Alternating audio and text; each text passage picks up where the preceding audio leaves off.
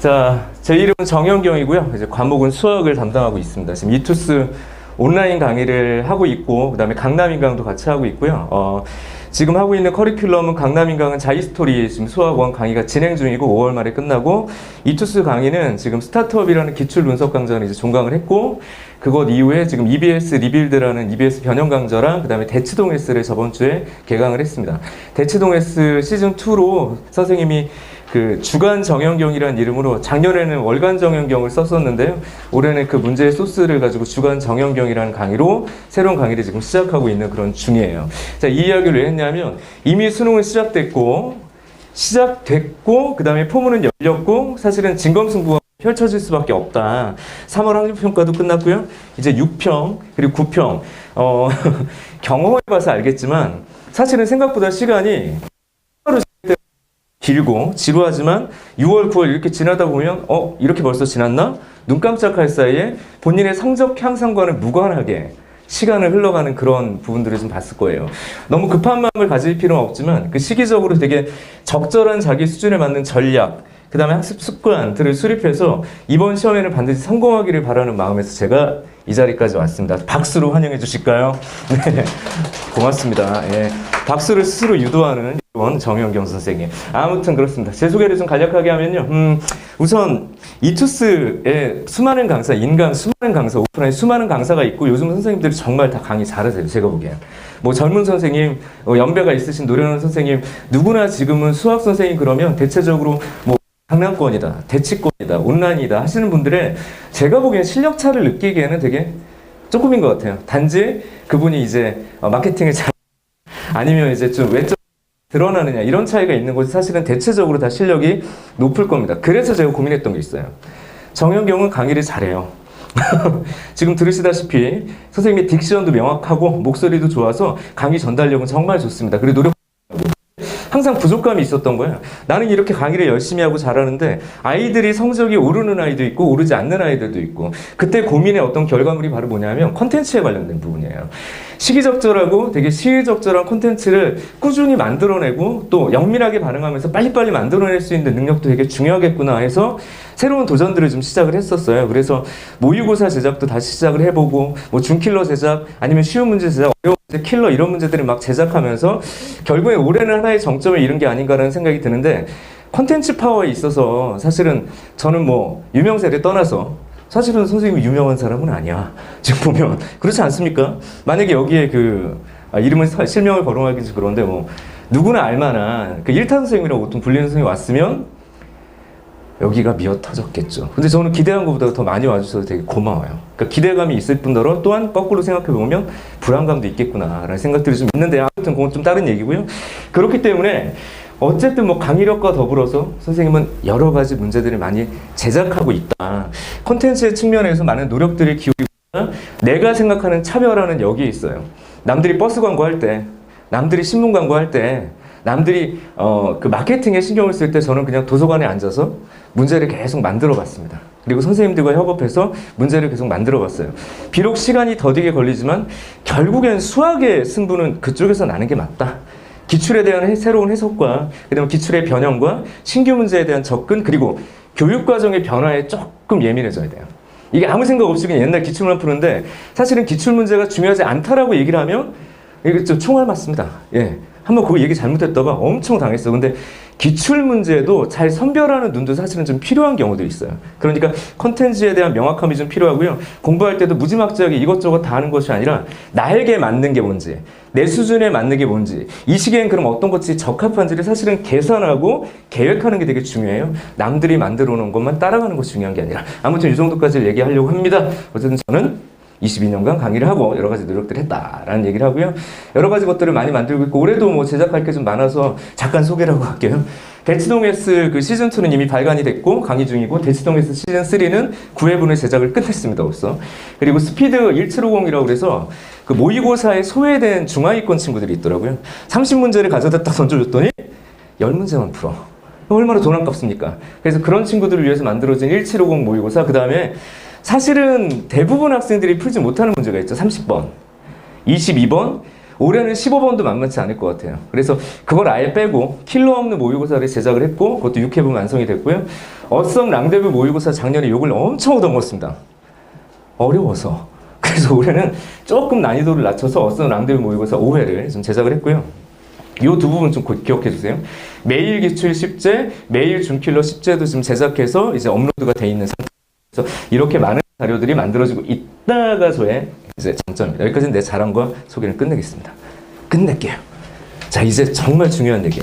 다 알고 있겠지만 한 번쯤은 다시 확인해야 될 부분들이 있어요. 자, 여기 미적 선택자. 편집 갈아보려고. 미적 선택자. 이제 맞습니다. 냈어요. 자, 확통 선택자. 네. 오케이. 비슷하네. 자, 기하 선택자. 네, 손 안 드신 분들은 두 분 있고 손 안 드신 분들이 몇 명 있는 것 같은데 아무튼 그렇습니다. 자, 미적, 기하, 확통 이야기를 할 때 어제 제일 뜨거웠죠. 사실은 12월 이때쯤이면 내가 선택 과목을 뭘 해야 될지 등등등등등. 사실 재수생 부분에서 이제 기하를 선택하는 게 상당히 좀 부담스럽고 중요한 건 대부분 재수생들이 이제 미적을 선택을 하고 확통을 선택을 해서 전년도의 흐름을 따라가겠지만 나 어차피 기회가 많지 않은데요 라고 생각할 수도 있지만 고3 학생들의 움직임이 상당히 중요했어요. 그래서 핫 이슈가 있었지. 미적이냐 기하냐 그럼 확통은 완전히 개 박살 날 거냐 이 부분에 대한 이야기가 있었는데 제가 그 부분을 한 번 더 확인시켜 드릴게요. 교육과정이 개편되고 입시 제도가 변하고 수학의 평가 방식이 바뀌었지만 사실은 지금 현역 고3들은 코로나를 1년 지냈기 때문에 물론 니들도 1년 지냈구나. 그죠? 1년 지내면서 사실은 학업이 되게 이게 잘 이루어지지 않아서 학력이 급격하게 떨어진 걸 확인할 수 있어요. 최상위권만 빼고. 그래서 아이들이 굉장히 많이 불안해하고 그렇기 때문에 많이 흔들리고 입시를 끝까지 지구력 있게 가져가기에는 상당히 불리한 고3일 수밖에 없다. 그럼 거꾸로 생각한다면 1년을 먼저 경험한 그대들에게는 오히려 여러 가지의 기회가 있죠. 첫 번째는 고3이 흔들렸다. 두 번째, 정시가 확대됐다. 세 번째 뭐가 있을까요? 나한테는 상관없을 것 같은데요 하는 약대요. 1600명이니까 중간중간 빠져나가는 중상위권들을 생각한다면 엄청난 큰 구멍입니다. 제가 생각하기엔 플러스 1등급 정도는 가능할 거예요. 예를 들어 작년에 3등급 학생들이 갔던 대학교가 그냥 이건 단순한 정량적인 얘기야. 3등급이 갔던 학교를 4등급이 갈 수 있고 2등급이 갔던 학교를 3등급이 갈 수 있습니다. 이 이야기라면 이제 눈이 풀립니다. 적당히 하면 되겠구나. 아니죠. 유리하다라는 얘기를 하는 거지 대충 하라는 얘기는 아닌 거야. 그러니까 나는 올해가 정말 기회다, 마지막이다라고 생각하면 좋은 게 내년이 지나면 1년의 통계치가 결정이 되면요. 전략이 확실하게 수립이 돼요. 그러니까 전략이 수립되기 전에 먼저 치고 들어가는 게 좋아서 올해가 수학 입장에서는 엄청난 큰 기회고 마지막 기회일 수 있다라는 생각으로 전심전력을 다하는 게 되게 중요할 겁니다. 그래서 이 부분의 산출 이야기를 잠깐 해볼게요. 너무 세부적으로 하면 어렵고 복잡하니까 그냥 이거죠. 배점 비율이라고 얘기를 한 건 원점수를 얘기를 하는 것이 아니라 결과적 반영 비율을 얘기를 하는 거야. 공통이 75% 알고 있죠? 네, 조용합니다. 여기 선택 과목이 25%예요. 지난 겨울에 가장 조심해야 될 부분이 바로 뭐냐면 기하를 선택하면 개꿀이네 어쩌네 막 난리가 났어요. 핵심은 이렇습니다. 이 수많은 산출의 방법의 결과에서 가장 여러분들이 핵심적으로 봐야 될 부분이 이거죠, 이거. 이쯤 되면 확신하고 있을 겁니다. 선택 과목이 중요하긴 하지만 선택 과목이 모든 것을 결정하는 게 아니라 단순 산술적으로 보더라도 공통 과목이 가장 중요하다. 그럼 기존의 출제의 난이도나 기존의 출제의 방식을 그대로 유지할 수가 없다. 지금의 이 출제 방식은 언제를 참고하면 되냐면 2000년 초반에 참고하셔야 돼요. 선생님이 그때 학교에 있을 때야. 그때는 확통, 이산수학, 미적 세 개의 선택 과목을 선택하는 때 대부분 미적을 할 수밖에 없는 상황이 돼버렸어요. 그때는 확통도 없고 아예 그냥 이산수학은 아예 없고 이런 상황이었지만 그때 출제의 방식과 점수 반영 비율을 사실은 그대로 썼어요. 약간 게을러서 그렇게 썼다기보단 그때 반영 비율이 아주 통계적으로 잘 만들어졌던 거예요. 사실 경험적으로 통계도 있고. 자, 그렇다면 전년도 출제와 전전년도 출제의 일부 참고해야 되지만 사실은 정말 중요한 건 그때 어떻게 문제가 출제되는지를 꼼꼼하게 열어볼 필요가 있었다. 과연 선생님들이 그런 경험들을 하고 열어봤을까를 궁금해합니다. 저는 제가 열어봤죠. 다시 채점된 결과물을 확인해봤죠. 다시 도표를 그려봤죠. 가장 중요한 소스는요. 선택 과목에서 변별을 준다는 거예요. 이게 되게 중요해요. 여기서 변별을 줄 수 없는 시험이었어. 자, 이 이야기는 선생님이 12월부터 4월까지 지금 계속하고 있는 얘기입니다. 변별은 여기서 줄 수밖에 없어. 그럼 딱 단순하게 생각해봐. 확통, 미적, 기하를 선택한 그 누구가 어떤 집단이 완벽하게 유리한 시험을 만들어서는 안 되기 때문인 거예요. 근데 거기서는 단서가 이렇게 있습니다.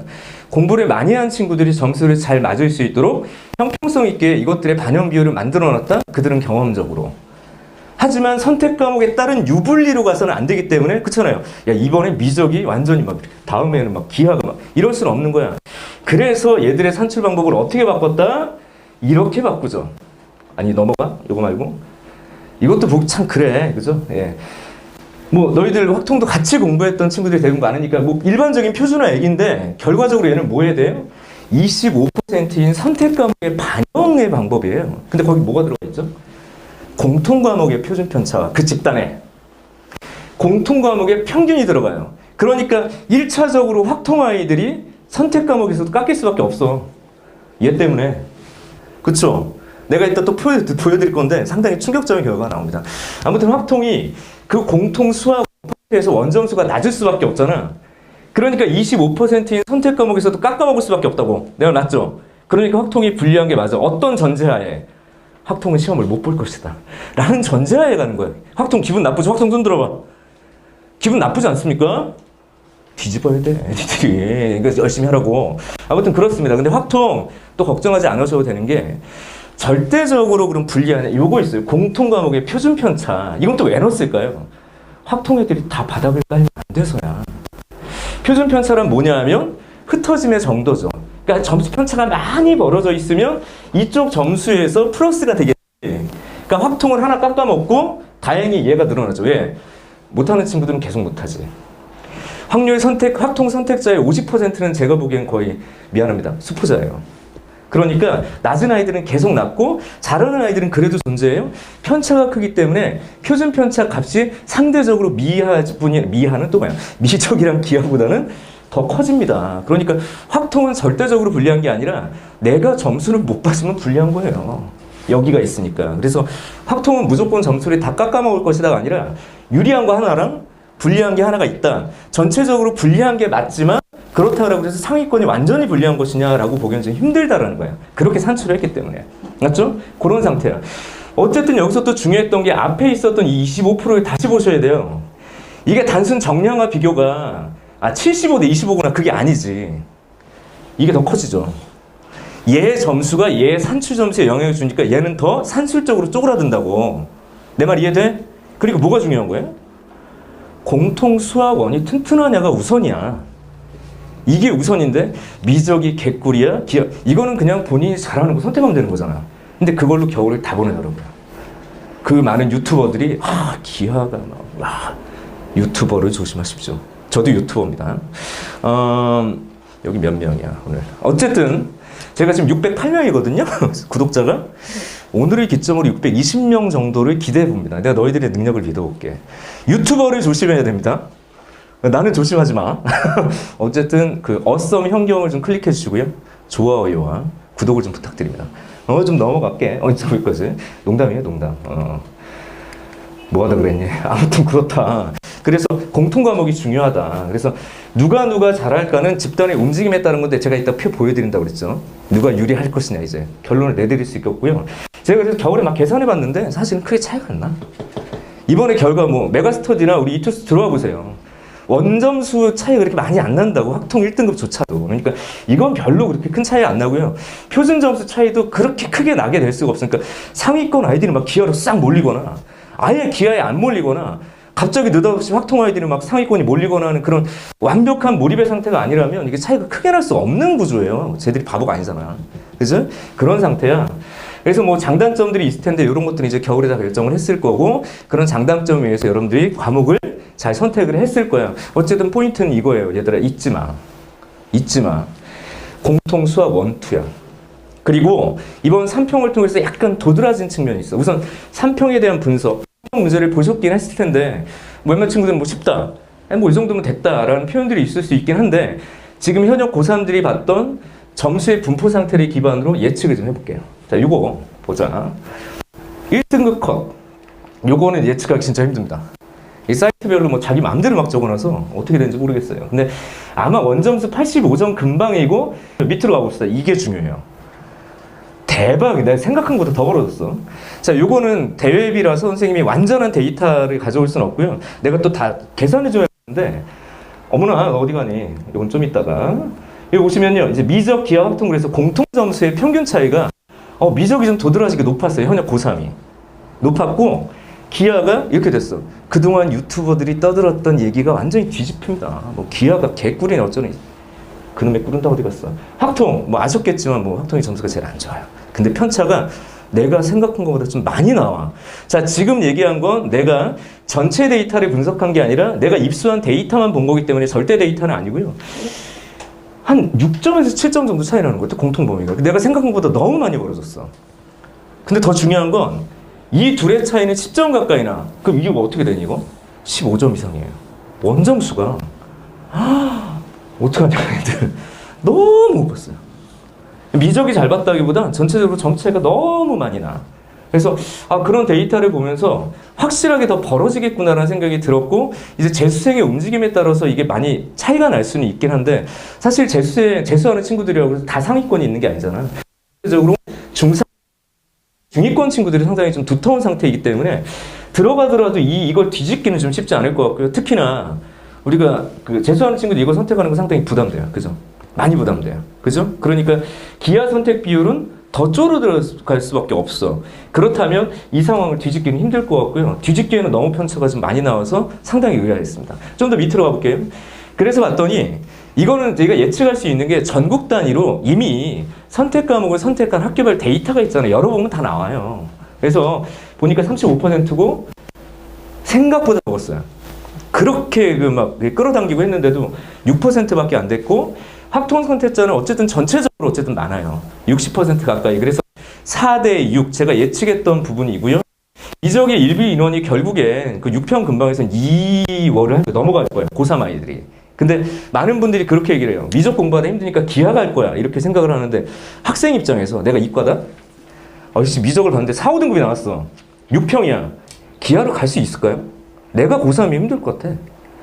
6평인데 거기서부터 기하를 다시 공부해가지고 다시 따라잡겠다. 보다 쉬운 선택이 뭘까?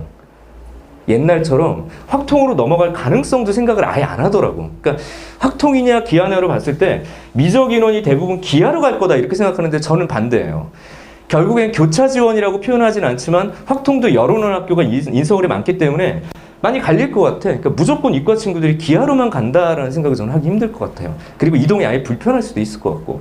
그렇게 나중에 생각해보면 제가 조심스럽게 보기에는 예대들은요, 결국은 65%가량 나올 거야. 결과적으로. 이 데이터는 나중에 11월 수능 끝나고 내 말이 맞는지 틀린지 한번 보십시오. 65% 나올 거고요. 기하는 5%에서 6% 유지가 될 거고, 미적 인원이 조금 빠지는 형태가 되지 않겠나. 그래도 어쨌든 이 둘의 집단들은 서로 분리되는 상태이긴 하니까 기하보다는 미적이 상당량 많은 비율을 차지할 수밖에 없다. 재수생이 들어가더라도 이렇게 되는 겁니다. 그래요? 그래. 뭐 그 인원들이 뭐가 중요하냐라고 할 수 있긴 하지만 이렇게 돼버리면, 자, 이제 내가 평가원의 출제자예요. 기하 선택자들 잘 들어. 인원의 전체 모수가 10%가 안 돼요. 통계치를 봤을 때 많아봤자 5만 명이야. 많아봤자 5만 명이 될 수가 없잖아요. 4만 명 근방의 학생들이 가지고 최상위권과 최하위권을 변별하는 8개 문제를 내기 힘들어. 내 경험상. 기하 문제는요, 킬러가 나오긴 좀 힘들 것 같아요. 단원별로도 완전한 킬러가 나오기 힘들어. 그래서 8문제의 균등 배분일 수밖에 없어요. 근데 미적은 잘 봐. 미적은 잘 들어야 돼. 킬러가 나올 수밖에 없는 구조예요. 30번에서. 사실은 그 킬러도 옛날 같은 괴상망측한 킬러는 아니에요. 좀 어려운 준킬러 수준인데 굳이 분류하자면 30번에 얘가 어려울 수밖에 없다고. 왜?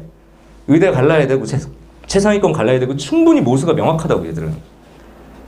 그러니까 이쪽은 30번 문제가 굉장히 어렵게 나올 거고, 쌍끌이 돼가지고 29번도 좀 어려워 보이는 문제가 들어갈 수도 있어요. 이거는 상위권 변별을 위해서 들어갈 수 있지만, 그렇다면 그럼 어떻게 균등하게 만들 거냐? 기하는 전체적으로 난이도를 같이 끌어올리고 미적은 2문제 빼고 나머지는 그냥 쉽게 준다는 얘기예요. 작년 예시문항 보면 돼. 작년 예시문항 앞에 문제가 다 쉬워. 뒤에 한 문제가 어려워. 이렇게 보시면 돼요. 그래서 기하가 30번 만에 비교하는 분들이 많아요. 야, 기하는 30번이 쉬우니까 만점 맞을 수 있어 라는 아주 너무 단순한 얘기를 하시는데, 평가원이 그렇게 녹록한 집단이 아닙니다. 그들의 경험과 데이터가 있기 때문에 아까처럼 얘기한 대로 제가 예측하기에는 기하는 균등한 난이도의 균등 출제, 그러니까 30번이 막 괴상망측하게 어렵게 나가는 것이 아니라 29, 28, 27 뭐 이런 것들이 좀 균등하게 어렵다면 이 부분은 냉탕과 온탕으로 갈릴 가능성, 열탕으로 갈릴 가능성이 있다. 30번 자체가 좀 어려워질 가능성이 있다. 요거는 6평 문제를 좀 보고 한 번 더 판단을 해봐야 될 것 같긴 해요. 근데 예측하기엔 그렇습니다. 확통은요? 그냥 어차피 잘 못 푸니까 오히려 좀 적당히 낼 거예요. 그래서 이것도 킬러가 등장되긴 좀 힘든 거죠. 이렇게. 하지만 대한 정답률은 여전히 떨어질 수밖에 없을 겁니다. 그래서 확통과 기하가 좀 유사한 출제가 이루어질 수밖에 없다. 이건 이제 집단의 특성상 그런 거죠. 킬러를 낼 수 없다. 측면 때문에. 아무튼 그렇습니다. 근데 나중에도 보면 어쨌든 확통이 제일 많을 거고 어쨌든 유입량으로 봤을 때 미적이 절대적으로 많을 거다라는 얘기를 한 거다. 그래서 그런 난이도의 출제가 될 것이다. 이거 이제 어디서도 분석하지 않았던 그 데이터입니다. 3월 학력평가의 정답률. 내가 이걸로 계산해봤거든. 정답률이에요. 저 하얀색이 누구야? 확통입니다.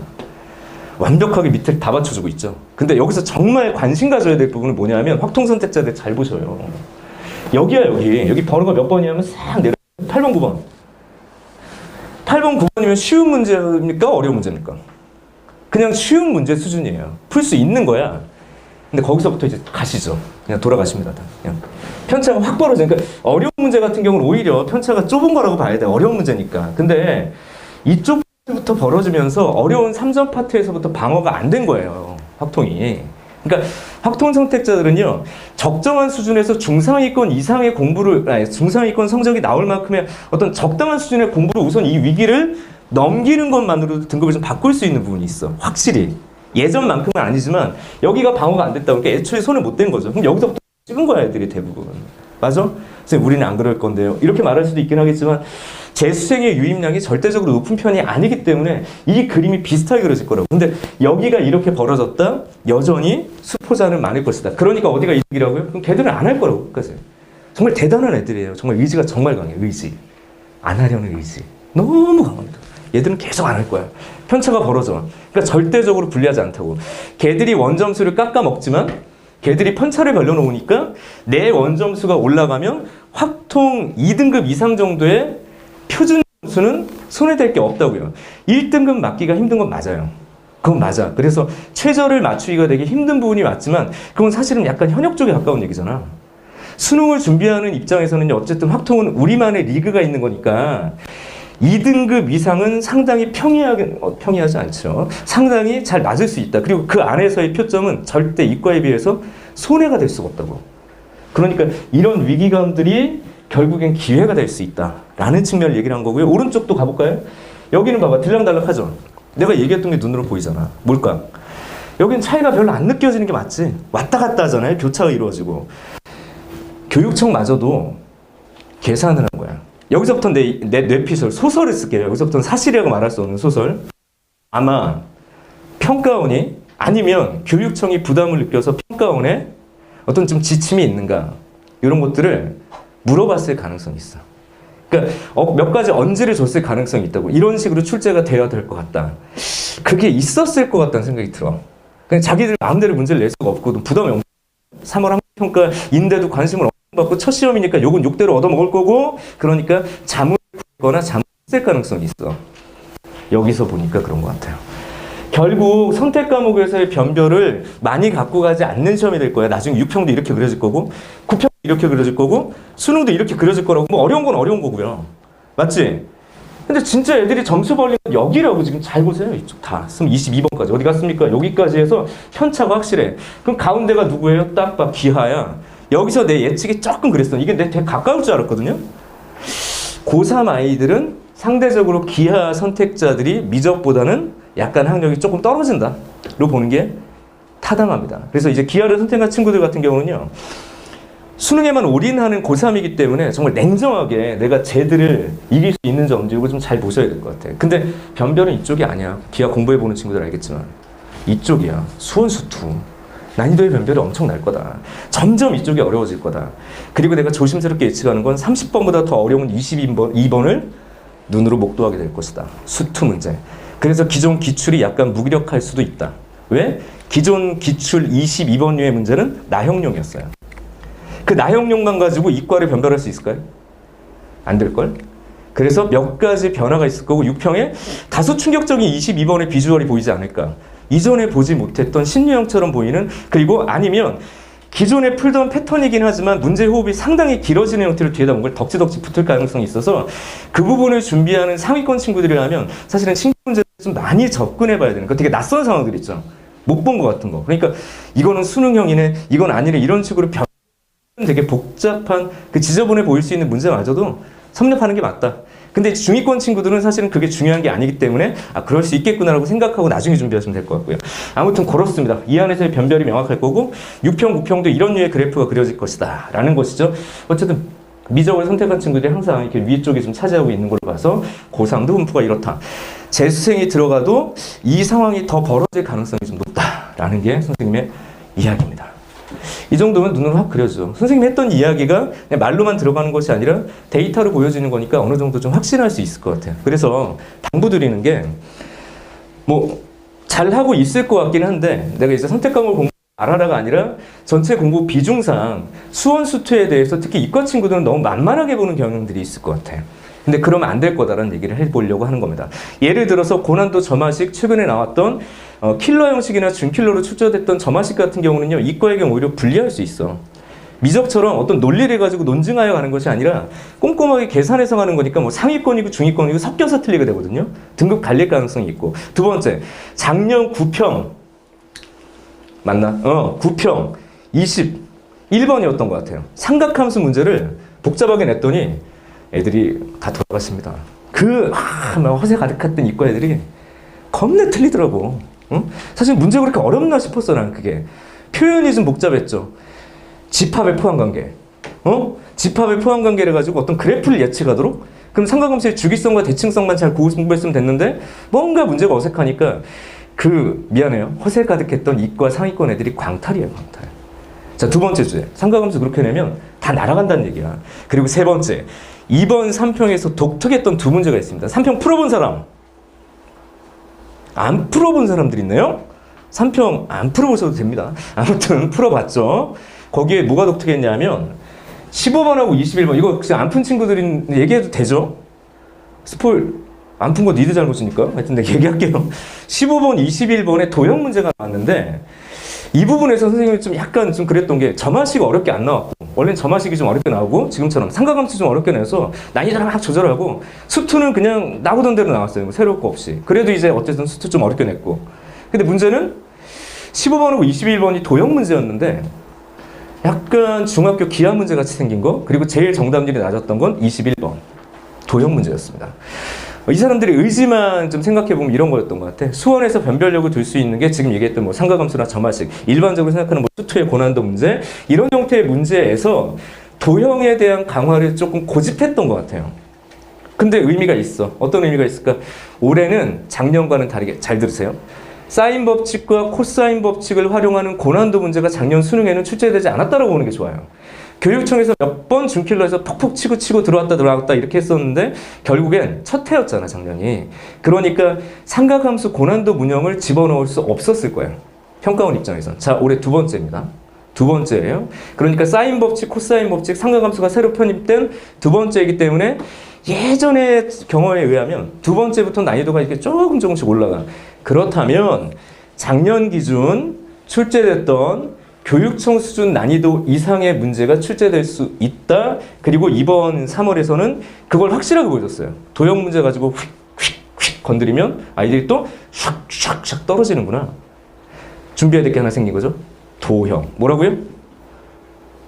네, 너무 어려운 질문을 했거나. 도형입니다. 자, 평면 기하 관련된 내용을 여러분들이 연습을 잘 하셔야 될 것 같다. 15번, 21번. 문제는 그렇게 좋진 않아요. 막 뭐 추천할 만한 문제도 아니고 내가 보기엔 거의 쓰레기 문제였어요. 21번은. 못 풀 수밖에 없는 문제. 잠깐 여담을 좀 해볼까요? 내가 어제도 밤에 폼 어디다가 글을 올렸어요. 너무 오래간만에. 애들이 반응이 없어. 올렸어. 뭘 올렸냐면 21번 아무리 봐도 쓰레기다. 내가 잘 못 풀었어, 그때. 3평 해설 강의를 찍어야 되는데 21번이 잘 안 풀리는 거야. 왜냐면 내가 답을 구했는데 너무 답이 아닌 거예요, 이게. 이게 답일 수가 없어. 근데 몇 번을 풀었어. 또 그 답이야. 근데 답이 아닐 수밖에 없는 거야. 또 그 답이야. 맞나 보다 하고 해설지를 봤더니 맞아. 내가 안심했다기보단 되게 짜증났어. 근데 내가 왜 그랬는지를 나중에 생각해보니까 길이가 안 맞아요. 요만큼의 길이가, 이게 길이가 2야. 답이 루트 15입니다. 자, 요건 길이가 2예요. 근데 답이 루트 15면 루트 15가 크니 2가 크니? 어렵니? 얘는 루트 4잖아. 루트 15가 한참 길죠? 근데 그림에는 그게 너무 짧아. 그래서 루트 15가 답이 나왔고 2라는 길이가 이렇게 있으면 이게 이렇게 짧을 수가 없잖아요. 그러니까 내가 틀린 줄 안 거야. 계속. 이 새끼들 이거 잘못 냈어요. 그렇게 문제는 어떻게 돼? 내가 만약에 어썸 모의고사 그렇게 내잖아? 니들이 개떼같이 달려듭니다. 문제 쓰레기네. 너네 이게 검토도 안 했네. 달릴 거라고. 이거 정말 다 측정해가지고 만드는 그림이어야 되는데 세상에 측정을 안 했어요. 애들. 어디서 베껴온 거죠. 숫자만 바꾼 거야. 딱 봐도 그러니까 이거 내 피스. 뭐 깜짝아. 잠깐만요. 야, 쓸데없는 얘기하지 말랍니다. 딴 사람들 욕하지 말래요. 아무튼 그런 거 같다 정도. 그래서 문제는 좋지 않지만 의미는 좀 따져야 되니까 그 3평 문제를 한번 이렇게 풀어볼 필요가 있다. 도형에서의 당혹감이 얼마나 원점수에 많은 영향을 주는지. 어디 갔어? 21번. 이게 제일 많도록 봐봐. 제일 많이. 그러니까 어디서든 킬러처럼 보이는 문제가 등장될 수 있다라는 거예요. 그래서 하나만 또 더 얘기를 한다면 여기 봐. 이게 몇 번이냐? 15번. 도형이야. 아까 얘기했던. 도형에서 어려운 문제가 나올 거구나. 개꿀이네. 이게 아니라 어디서 폭탄이 터질지 모르게 낼 거라는 얘기예요. 어느 쪽에서. 예를 들어서 22번이 무조건 어려울 것이다도 모를 일이야. 그러니까 19번부터 22번까지는 난이도가 균등해도 어색할 것이 없을 것이다. 13번부터 15번까지도 난이도가 균등하거나 13번이 더 어려워도 어색할 것이 없을 것이다. 다시 말하면 이쪽 위치에 있는 준킬러 파트가 결국엔 최상위 등급이나 상위 등급을 결정할 것이다 정도도 생각하시면 될 것 같습니다. 이게 형에 대해서 이거 좀 의미 있는 시험이었기 때문에 또 안 넘어가네요. 시험이었기 때문에 그런 얘기를 할 수 있다. 잠깐만 나갔다 들어와야 되겠네요. 또 잠시만요.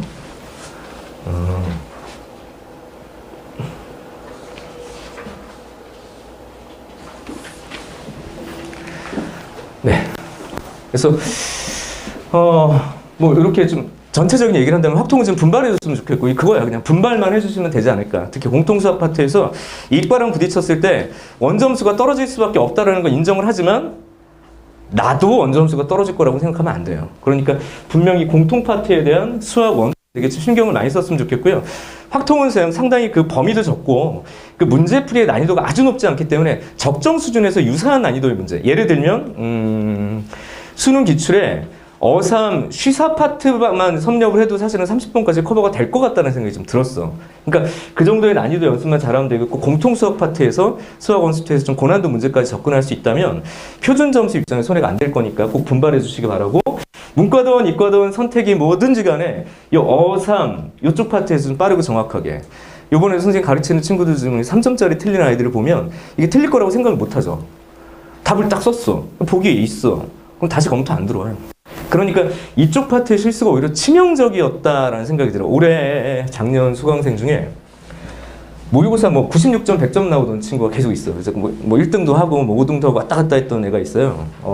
되게 잘하길래 그리고 다른 과목도 괜찮아서 좋은 학교를 갈 거다라고 생각을 했었는데 전화가 왔네. 수능 딱 끝나고 아주 조용한 목소리. 선생님 저기 저 누군데요? 잘 봤지? 그랬더니 잘 봤지? 93점이요. 93점. 그것도 30번은 또 맞았어. 20번 틀렸어. 20번 좀 어려웠잖아. 20번을 결국엔 틀렸대. 그리고 3점짜리가 하나 나는데 거기서부터 손이 너무 바들바들 떨려고 채점하는데 막 울 것 같더래. 3점짜리가 쭉! 다시 어려웠는데 또 쭉! 3점. 그래 그거 하나 틀리고 4점짜리 하나 틀려서 93점인데 되게 좋은 점수긴 하지만 상위권에겐 3점은 되게 큰 거잖아요. 결국엔 얘가 의대를 목표로 했는데 제주대에 갔습니다. 비행기 타고 가신대. 아무튼 거기까지. 얘가 비행기를 안 탈 수 있었죠. 3점짜리 하나 맞으면. 이게 회복이 불가능하다. 그러니까 평소에 특히나 중상위 친구들이 되게 간과하는 게 쉬운 문제는 안 풀고 어려운 문제만 풀면 충분히 이게 다 커버가 될 거라고 생각하는데 절대 그렇지 않아요. 절대 그렇지 않아요. 그러니까 어려운 문제를 풀면 마치 얘들이 막 다 커버가 되듯이 막 쉬운 문제도 다 풀릴 거라고 생각하는데 계산력을 측정하는 일부의 문제는 그냥 평소에도 계속 훈련을 해야 되는 거야. 그러니까 쉬운 문제, 쉬운 계산형 문제에 대해서 소홀히 하면 안 되고요. 특히나 미적 같은 경우는 어쨌든 미분법이 많기 때문에 분수꼴 미분 같은 경우는 실수가 제일 잦은 편이거든요. 그러니까 단순 연습도 계속 하셔야 된다는 점 당부를 드릴게요. 이거 수능 전날까지 계속 하셔야 돼요. 또 밑으로 가봅시다. 결국엔 등급의 결정은 쉬운 사점 위치도 마찬가지 어삼 시사 파트고요. 이게 최상위 1, 2, 3까지는 사실은 준킬러가 결국엔 등급을 가릴 것이다 라는 이야기. 준킬러라고 보통 표현하는 거는요, 정답률 기준으로 기출문제를 보면 50% 미만부터 20% 이상까지를 선생님은 좀 준킬러로 보고 있어요. 그러니까 지금 수능에서는 사실은 30번도 준킬러화가 됐다 정도로 좀 예측하면 좋을 것 같아요. 아무튼 그 정도를 대부분 준킬러라고 얘기를 해서 지금 선생님이 얘기하는 준킬러는 좀 스펙트럼이 넓죠. 애매하게 안 풀리는 문제들이잖아.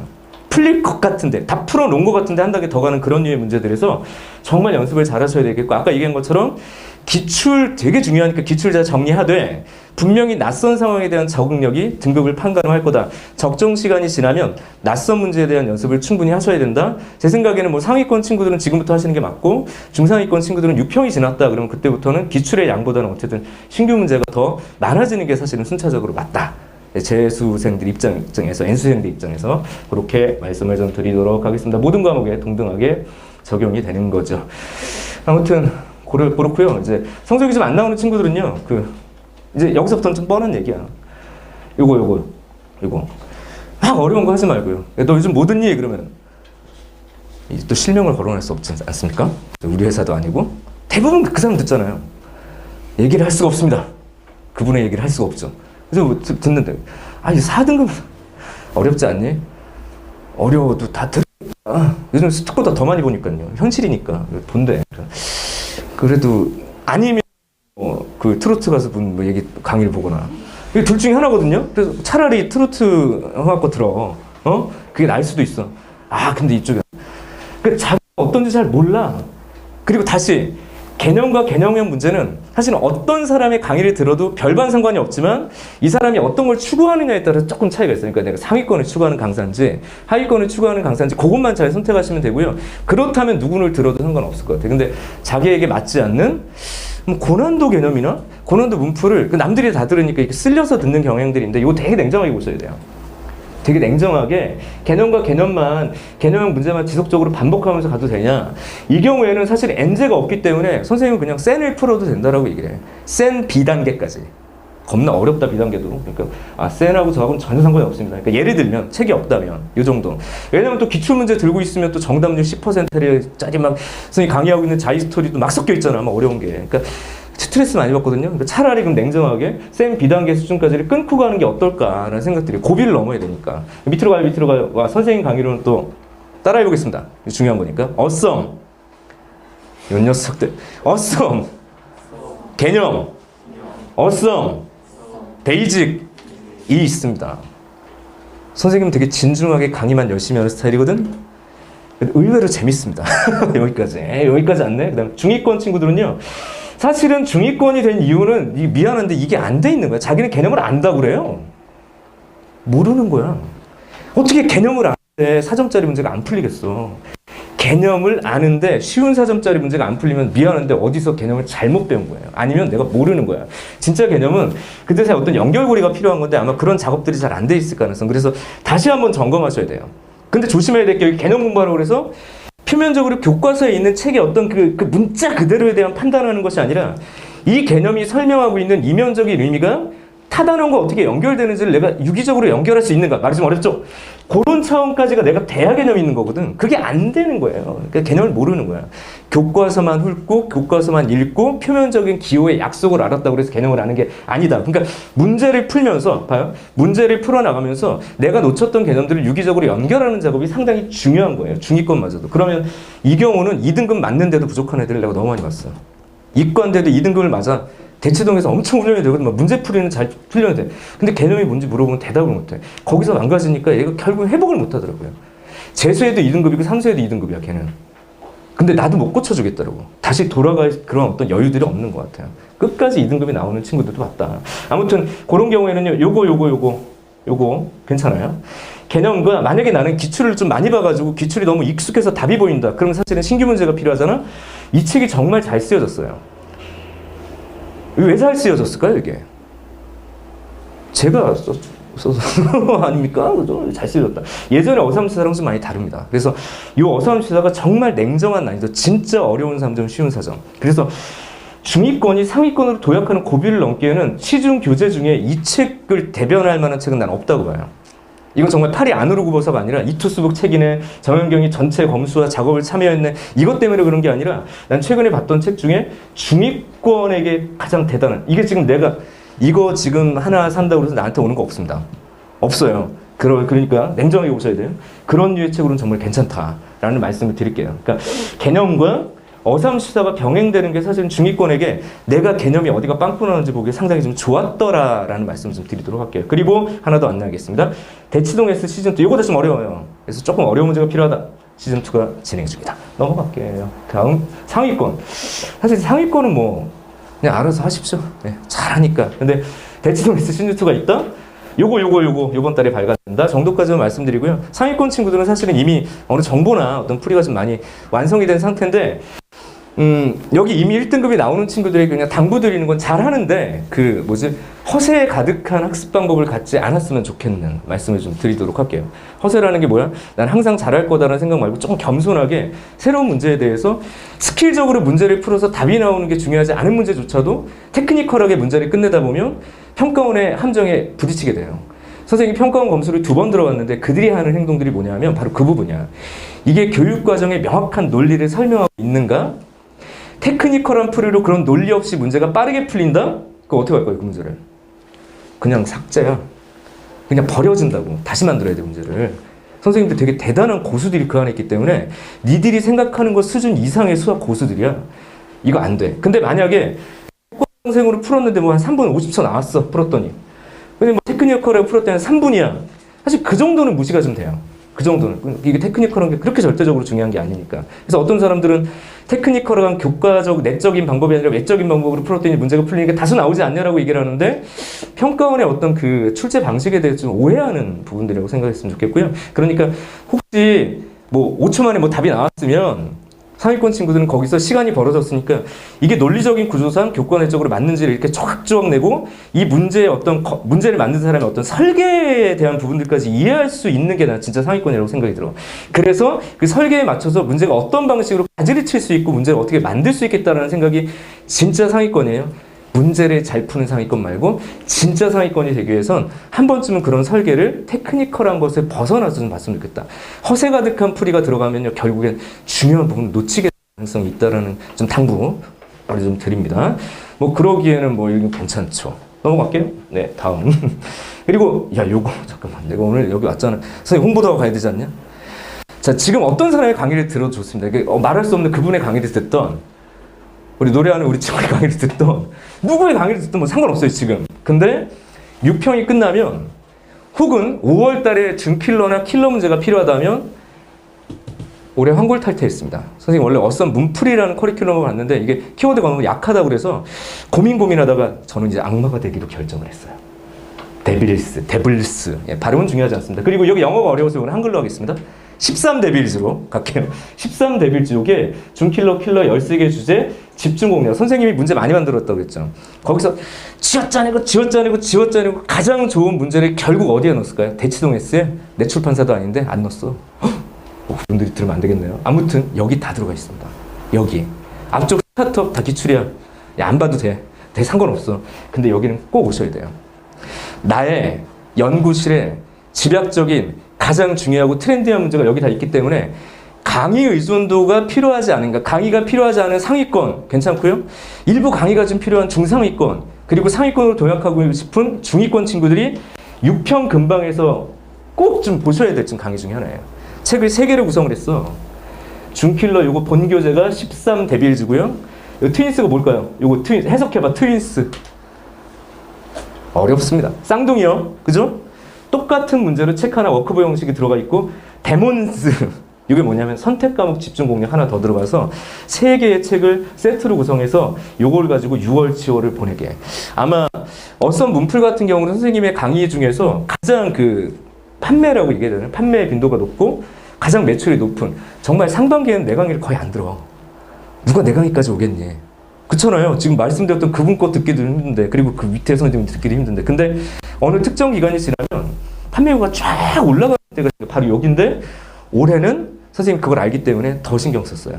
그래서 이때쯤 되면 다른 강의랑 대부분 병행하는 친구들이 많더라고. 그래서 뭐 줌킬러 그러면 이제 딱 나오는, 이것도 말하면 안 되잖아요. 뭐 있잖아요. 누구 이렇게. 거기에 회자될 정도로 되게 많이 좀 관심을 보였던 거기 때문에 이거 꼭 이제 보시면 되겠고요. 요거는 현장에서만 주는 거니까 아무튼 요 세 개가 온라인에 올라갈 거다. 5월 초가 되면 발간 먼저 할 거고 강의는 6월에 올라갈 거니까 요즘에 꼭 정현경이 강의가 올라오는지 교재가 올라오는지 좀 확인 꼭 부탁드리겠습니다. 요거는 자신 있게 추천할 수 있습니다. 앞에 강의는 자신 없나요? 앞에 강의 자신 없어요. 자, 여기 보자. 요거 자신 있습니다. 농담이고 아무튼 그렇습니다. 넘어가시고요. 이런 식으로 선생님 커리큘럼이 쭉 구성됐고 지금 진행되고 있는 강좌인데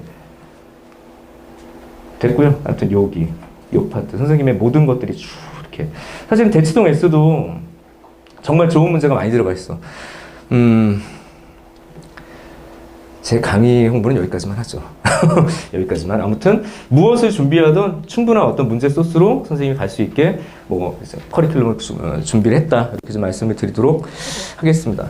여러분들 개개인별로 이제 사람들이 상황이 좀 많이 다를 거야. 많이 다를 거고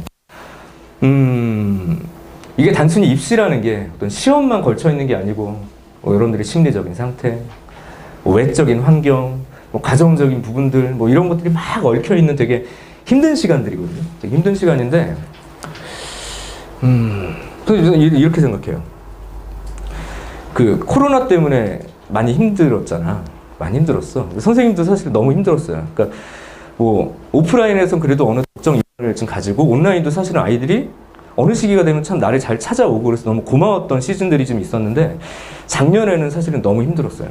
그러니까 오프라인도 뭔가 개강하려고 그러면 이제 코로나 때문에 수업을 못하니까 애들 못 모으고 올해 개강할 때도 설명회 한번 못하고 아이들을 모아야 되니까 오프라인이 이렇게 잘 모이지 않았겠죠. 되게 힘든 시간 보냈고 온라인도 사람들이 얘들이 이게 공부를 안 하면 온라인을 듣겠구나라고 하는데 너희들 해봐서 알잖아. 코로나로 셧다운되면 그냥 같이 공부 안 하죠. 온라인에 신청하고 안 한단 말이야. 그러니까 그것도 되게 매출이 떨어지면서 되게 위기를 겪는 시간들이 좀 있었던 것 같아. 근데 그때 들었던 생각이 난 이거였어요. 과연 나의 위기가 코로나 때문이냐? 냉정하게. 코로나는 핑계대기 좋았어. 정현경이 뭔가 잘못하고 있는 부분들을 내가 이렇게 덮어씌우기 좋았던 거야. 내가 게을렀던 부분, 내가 잘못했던 부분을 아예 안 됐어. 코로나 때문이야 라고 말하기가 참 좋지 않았나라는 생각이 들어요. 물론 아닌 것도 있지만 여러분들도 그 생각을 한번 했으면 좋겠을 것 같아요. 코로나는 누구에게나 위기예요. 누구에게나 힘든 거야. 과연 여러분들이 소기의 성과를 달성하지 못했던 그리고 지금도 뭔가 발전하지 않다라고 느낄 때 그것이 과연 외적인 요소 때문일 것이냐.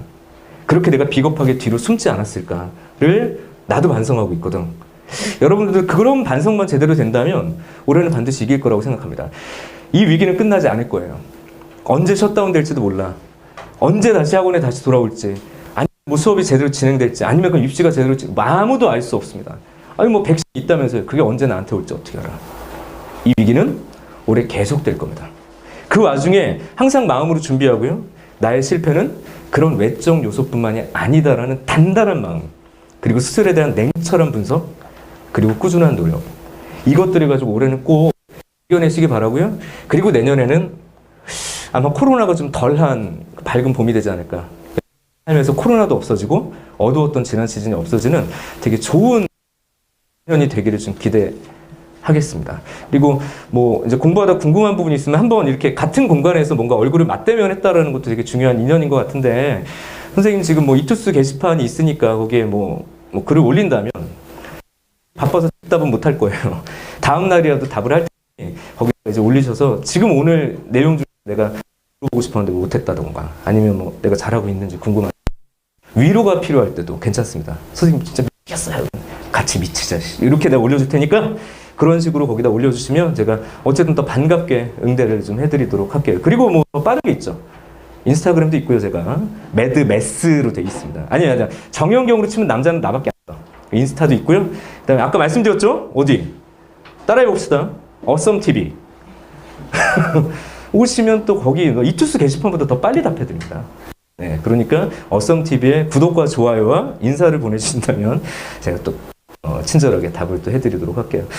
또 기회가 돼서 송파 이투스는 제가 그래도 자주 올 계획이에요. 이 근처에서 또 강의도 하고 있으니까 만약에 6평 이후에 또 계획을 하시거나 구평 이후에 계획을 하신다면 저는 그냥 이렇게 뭐 설명회는 봐봐.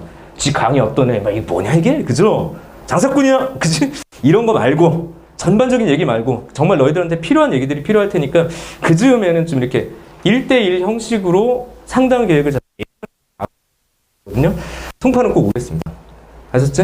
그래서 6평 이후 아니면 9평 이후 두번 다 제가 꼭 거고 일반적인 이제 해설은 여기까지 좀 마치도록 할게요. 용기 내시고 힘내셔서 건강하게 그리고 좋은 결과를 꼭 맞이하셨으면 좋겠다라는 말로 이야기를 마무리하도록 하죠. 예, 1시간을 계획했는데 선생님 시간 딱 봐봐. 정확하지 않습니까? 강의도 이렇게 잘합니다. 오늘은 여기까지예요. 이상 정현 경이었습니다. 네. 수고했어요. 네. 네. 혹시 뭐 됐나요? 네. 네, 끝났습니다. 이 시간 후에 네. 네네. 네네, 알겠습니다. 개인 상담 시간이 있습니다. 네. 그리고 맞다. 이런.